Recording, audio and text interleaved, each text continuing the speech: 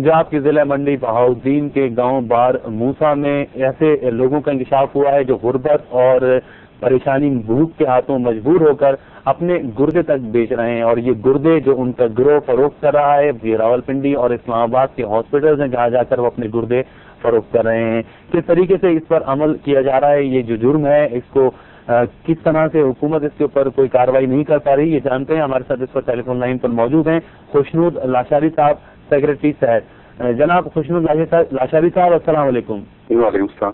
जी खुशनूद लाशारी साहब, ये बताइए कि पिछले दिनों में इस हवाले से कानून साजी भी हो गई थी और जुर्म करार पाया था गुर्दों का ट्रांसफर करना, ऐसा कि अगर कोई रिश्तेदार ना हो। जबकि हमने भी देखा कि मंडी बहाउद्दीन के गाँव में काफी लोग हैं जिन्होंने अपने गुर्दे फरोख्त किए हैं। तो क्या सूरत हाल है ये और क्या इस पर कार्रवाई हो रही है? देखिए, ये कानून जो है ये transplantation of human organ and tissues है, ये पिछले 1 साल से नाफिज अमल है जी। और इसके बीच में बड़ी कड़ी सजाएं हैं इन लोगों के लिए जो इस कारोबार में मुलव्वस हैं, जो बेचते हैं, जो ऑपरेशन करते हैं या जो इस तरह के गिरोह हैं। तो इसमें अगर कोई चीज़ हमारे नोटिस में आती है, और ना सिर्फ ये है कि अस्पताल बल्कि उसमें जो डॉक्टर्स होते हैं उनके खिलाफ भी कार्रवाई करते हैं और हमने कार्रवाई की भी है।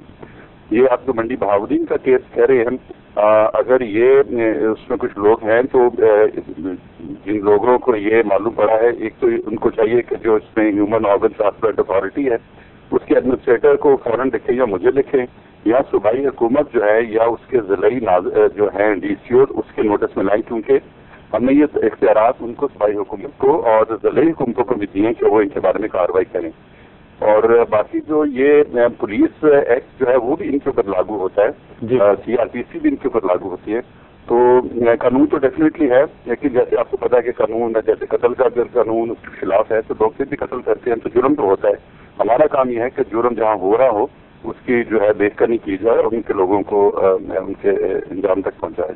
तो खुशनूद लाशारी साहब, ये बताइए कि जैसे अब वो लोग जो पैसे लेकर अपने गुर्दे फरोख्त कर देते हैं वो तो इसकी शिकायत करने नहीं जाएंगे, कोई ऐसा निज़ाम नहीं है कि खुद महकमा सेहत इस बात की ऊपर नजर रखे कि कौन से अस्पताल इस तरह के गुर्दों का गैर कानूनी कारोबार कर रहे हैं? इसमें हमने देखें जहाँ तक वफाकी हुकूमत से पहले कि हमको लेजिस्लेशन और इसके ऊपर जो है वो इम्प्लीमेंटेशन के ऊपर होते हैं कोऑर्डिनेशन में। हमारी हुकूमतें इसके ऊपर अमल दरामद करती हैं डिस्ट्रिक्ट गवर्नमेंट के और ज़िलाई इंतजामिया के तहत।